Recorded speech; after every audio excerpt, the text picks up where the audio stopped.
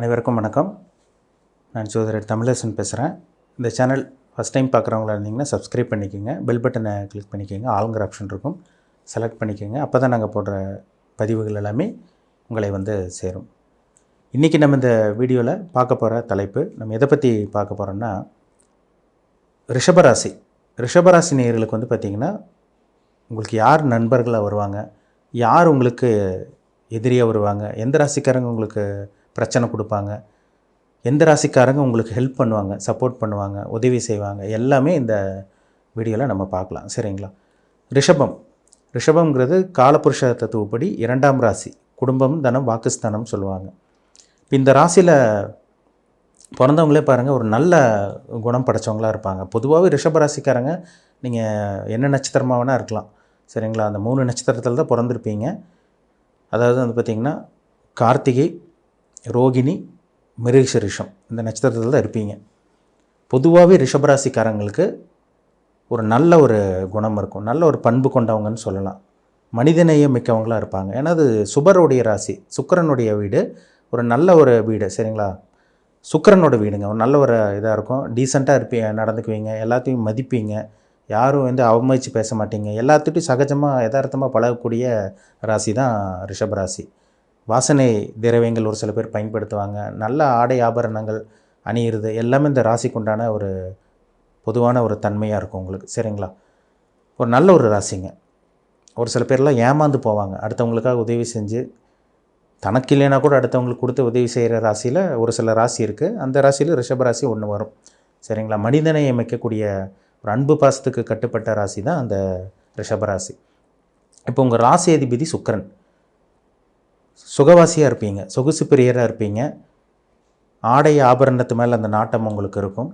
ஒரு லக்ஸூரியான ஒரு லைஃப், ஒரு நல்ல ஒரு வாழ்க்கையை வாழணும்னு நினைக்கக்கூடிய ராசியில் ரிஷபராசியும் ஒன்று. சரிங்களா? துலாம் ராசிக்காரங்களுக்கு என்ன குணம் இருக்கோ அதே மாதிரி தான் ரிஷபராசிக்கும் ஒரு சில கேரக்டர் மாறும். ஆனால் பார்த்திங்கன்னா, ஒன்று அடிக்கடி வெளியே போகணும், லைஃப் நல்லா ஒரு என்ஜாய் பண்ணணும், நல்லா வாழ்ந்து காமிக்கணும் அப்படிங்கிற ஒரு சில ராசியில் ரிஷபராசி ஒரு ராசியாக வரும். இப்போ உங்கள் ராசிக்கு பாருங்கள், ஒரு சில ராசியெல்லாம் நட்பு ராசியாக வரும் உங்களுக்கு. நீங்கள் கணவன் மனைவியாக இருக்கலாம், இல்லை நண்பர்களாக இருக்கலாம், யாராக வேணா இருக்கலாம். உங்களுக்கு பார்த்திங்கன்னா இந்த ராசியெல்லாம் செட் ஆகும், உங்களுக்கு ஒத்துப்போகும். இப்போ நீங்கள் ரிஷபராசிக்காரங்களாக இருக்கீங்கன்னா, உங்களுக்கு மிதுன ராசிக்காரங்க நல்ல ஒரு அண்டர்ஸ்டாண்டிங்காக இருப்பாங்க. உங்களுக்கு நிறைய பாருங்கள், ரிஷபராசிக்காரங்களுக்கு மிதுன ராசிக்காரங்கள் நண்பர்களாக வருவாங்க. ஒரு சில பேர் கணவனோ அல்லது மனைவியாக வரக்கூடிய அந்த வாய்ப்பும் உருவாகும்.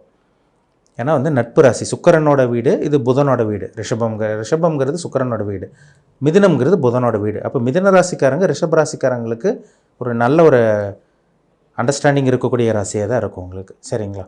அடுத்து கன்னிராசி. கன்னிராசிக்காரங்க நல்ல ஒரு நட்பு ரீதியாக பழகுவாங்க. கன்னிராசிக்காரங்களும் உங்களுக்கும் நல்ல ஒரு அண்டர்ஸ்டாண்டிங் இருக்கும். அதே மாதிரி தான் துலாம் ராசிக்காரங்களுக்கும் உங்களுக்கு ஒரு நல்ல ஒரு அண்டர்ஸ்டாண்டிங் இருக்கும். உங்களுக்கு மகரம், கும்பம் இதெல்லாம் உங்களுக்கு நல்ல ஒரு அமைப்பாக இருக்கும். உங்களுக்கு மெயினாக பார்த்திங்கன்னா, மிதுன ராசிக்காரங்க, கன்னி ராசிக்காரங்க, துலாம் ராசிக்காரங்க, மகரம், கும்ப ராசிக்காரங்க, இதெல்லாமே இவங்கெல்லாமே உங்களுக்கு செட் ஆவாங்க. உங்களுக்கெல்லாம் ஒத்து போயிடுவாங்க. இவங்க தேவையில்லாத பிரச்சனையோ இதெல்லாம் உங்களுக்கு வராது. உங்களுக்கு ரிஷபராசிக்காரங்களுக்கு ஆகாத ராசி, என்ன ராசி ஆகாதுன்னு பார்த்தீங்கன்னா, உங்களுக்கு சுத்தமாக ஆகாது. இவங்களை பார்த்தாலே எனக்கு பிடிக்கலைங்க, வெறுப்பாக வருது, எப்போ பார்த்தாலே உங்கள்கிட்ட பேசினாலே பிரச்சனை தான், தேவையில்லாத பிரச்சனைகள் தேடி வருதுனால சொல்கிறாங்க பார்த்தீங்களா, அது எந்த ராசின்னு பார்த்தோம்னா உங்களுக்கு தனுசு ராசி தான். தனுசு ராசிக்காரங்களுக்கும் உங்களுக்கு ஆகவே ஆகாதுங்க, செட்டே ஆகாது. என்ன காரணம்னா, தனுசுங்கிறது பார்த்திங்கன்னா உங்கள் ராசிக்கு 8ஆவது ராசியாக வரும். தனுசுக்கு பார்த்திங்கன்னா உங்கள் ராசி 6ஆம் ராசியாக வந்துடும். ஷஷ்டாஷ்டக அமைப்புன்னு சொல்லுவாங்க, 6-8ன்னு சொல்லுவாங்க. இந்த 6-8 ராசி எதிரியோட அமைப்பு வந்துட்டாலே அவங்களுக்கு தேவையில்லாத பிரச்சனை தான் வரும். தனுசு ராசிக்காரங்க பாருங்கள், ரிஷபராசிக்காரங்களுக்கு ஏகப்பட்ட பிரச்சனை கொடுப்பாங்க. இல்லை உங்களை பார்த்தாலே அவங்களுக்கு பிடிக்காது, அவங்கள பார்த்தா உங்களுக்கு பிடிக்காது. இந்த மாதிரிலாம் நிறைய பேர் பார்க்க முடியுது. ஒரு சில பேர்லாம் பாருங்கள், தனுசு ராசி தனுசு லக்னத்திலே பிறந்திருப்பாங்க. சுத்தமாக உங்களுக்கு ஆகவே ஆகாது. உங்களுக்கு கண்டிப்பாக அது உங்களுக்கு கண்டிப்பாக நீங்கள் வாட்ச் பண்ணி பாருங்கள், நோட் பண்ணி பாருங்கள், கண்டிப்பாக உங்களுக்கு இருக்கும். மற்ற ராசி கூட உங்களுக்கு ஓரளவுக்கு அண்டர்ஸ்டாண்டிங்காக இருக்கும். உங்களுக்கு கடகராசிக்காரங்க கூட ஒரு சில பேர்த்துக்கு அண்டர்ஸ்டாண்டிங் ஆயிரும். ஒரு சில பேர்த்துக்கு இது எல்லாத்துக்கும் கிடையாது. ஒரு சில பேர் கடகராசிக்காரங்களுக்கும் சிம்மராசிக்காரங்க கூட ஓரளவுக்கு மீடியமாக பேலன்சிங்காக அட்ஜஸ்ட் பண்ணிட்டு போயிடுவாங்க. ஆனால் இந்த தனுசு ராசிக்கும் ரிஷப ராசிக்கும் சுத்தமாக ஆகவே ஆகாதுங்க. உங்களுக்கு வந்து எந்த ராசி உங்களுக்கு பகையான ராசி, துரோகம் செய்யக்கூடிய ராசின்னு பார்த்தோம்னா மெயினாக வந்து பார்த்திங்கன்னா உங்களுக்கு தனுசு தான். தனுசு ராசிக்காரங்கள் தான் உங்களுக்கு முதுகிலே குத்துவாங்க. அவங்கனால தான் உங்களுக்கு பிரச்சனையாக வரும். இந்த மாதிரி விஷயங்கள் கண்டிப்பாக உங்களுக்கு இருக்கும். இப்போ தேவையில்லாத பிரச்சனைகள் வரும். தனுசு ராசிக்காரங்களோட பழகினாலே தேவையில்லாத பிரச்சனைகள், வாக்குவாதம் வரும். நீங்கள் ஒன்று சொன்னால் அவங்க ஒன்று சொல்லுவாங்க. அவங்க பேச்சை நீங்கள் கேட்க மாட்டீங்க, உங்கள் பேச்சு அவங்க கேட்க மாட்டாங்க. இந்த மாதிரி ஏதோ ஒரு பிரச்சனைகள், ஒரு மன சங்கடம் வருங்க கண்டிப்பாக. ஏன்னா பொதுவாகவே ரிஷபராசிக்காரங்களும் நல்லவங்க தான், தனுசு ராசிக்காரங்களும் நல்லவங்க தான். ஆனால் உங்களுக்கு அவங்க ஆகாமல் போவாங்க. இதுதான் உண்மை. சரிங்களா? அப்போ உங்களுக்கு இந்த கன்னிராசிக்காரங்க, மிதுன ராசிக்காரங்க, துலாம் ராசிக்காரங்க, மகர கும்பராசிக்காரங்கள்லாம் ஒரு நல்ல ஒரு அண்டர்ஸ்டாண்டிங்கோடு பழகுவாங்க. உங்கள்கிட்ட நல்ல நட்பாக பழகுவாங்க. கண்டிப்பாக இது உங்களுக்கு இருக்கும். மீனராசிக்காரங்க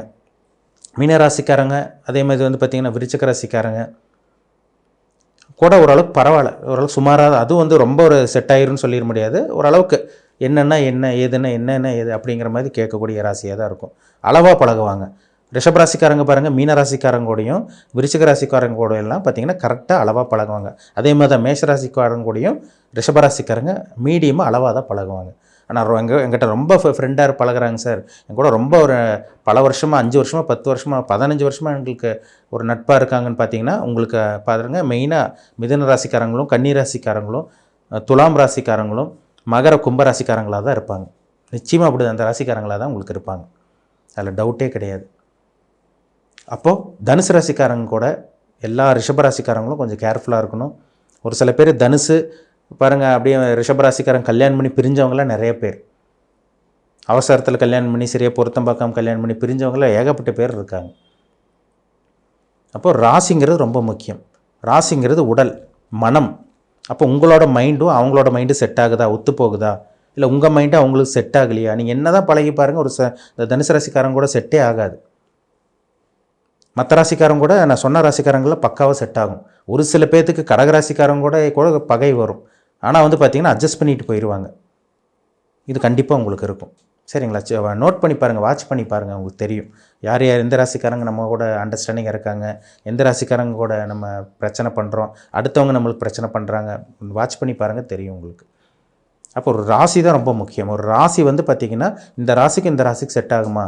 நீங்கள் என்ன தான் பாருங்கள், ஒரு சில பேருங்களாம் நான் உதவி பண்ணுவாங்க, நல்லது பண்ணுவாங்க, ஆனால் அவங்க ஆப்போசிட்டாக இருக்கவங்க உங்களுக்கு முதுகில் தான் குத்துவாங்க. அது தனுசு ராசிக்காரங்களாக தான் இருப்பாங்க. தனுசு ராசிக்காரங்களாலேயே உங்களுக்கு பிரச்சனை வரும், கண்டிப்பாக வரும். நிறைய பேர் வந்து பாருங்கள், கணவனோட மனைவியை கல்யாணம் பண்ணி பிரிஞ்சு போனவங்களாம் தனுசு ராசிக்காரங்க தான். ரிஷபராசிக்கு தனுசு கல்யாணம் பண்ணி பிரிஞ்சு போனவங்க தான் அதிகம். மீனராசிக்காரங்க கூட ஒரு சில பேர்த்துக்கு பிரச்சனை கொடுத்தாலுமே, ரிஷபராசிக்காரங்களுக்கு மீனராசிக்காரங்க பிரச்சனை கொடுத்தாலுமே அது ஓரளவுக்கு அளவாக பழகிறதுனால அது அப்படியே போயிடும். அது பெரிய அளவுக்கு பாதிப்பு இல்லாமல் போயிடும். ஒரு லெவலாக போவாங்க அப்படியே. அதனால் இந்த ராசிக்காரங்கிட்ட கொஞ்சம் கேர்ஃபுல்லாக இருங்க. சரிங்களா? தனுசு ராசிக்காரங்கிட்ட எல்லா ரிஷபராசிக்காரங்களும் கவனமாக இருக்கிறது ரொம்ப ரொம்ப முக்கியம். திருமண பொருத்தமெல்லாம் பார்க்கும்போது ரொம்ப ரொம்ப கவனமாக பார்த்து முடிவெடுங்க. சரிங்களா? அப்போ உங்களுக்கு பக்காவாக செட் ஆகும்னு பார்த்தீங்கன்னா கன்னிராசிக்காரங்க, அவங்களுக்கு வந்து மிதுன ராசிக்காரங்க, துலாம் ராசி, மகர கும்பராசிக்காரங்களாம் உங்களுக்கு நல்ல ஒரு நட்பாக இருப்பாங்க.